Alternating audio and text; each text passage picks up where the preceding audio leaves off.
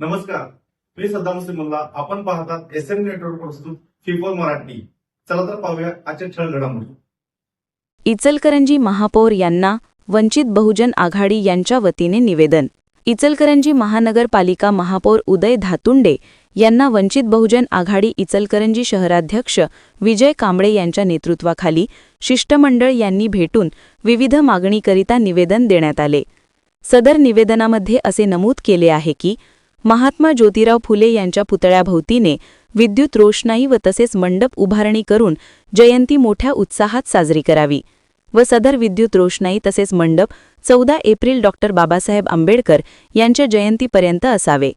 तसेच महामानव विश्वरत्न डॉ. बाबासाहेब आंबेडकर यांची जयंती 14 एप्रिल रोजी मोठ्या उत्साहाने साजरी होत असते. तरी इचलकरंजी येथील डॉ. बाबासाहेब आंबेडकर यांच्या पुतळ्याभोवती असणारे ग्रिल नवीन करावे व पुतळ्याभोवती स्वच्छता तसेच विद्युत रोषणाई करावे अशी मागणी वंचित बहुजन आघाडी यांच्या वतीने इचलकरंजी महापौर उदय धातुंडे यांना भेटून करण्यात आले. महापौर उदय धातुंडे यांनी तात्काळ काम लवकरात लवकर पूर्ण करावे अशा सूचना अधिकाऱ्यांना दिल्या.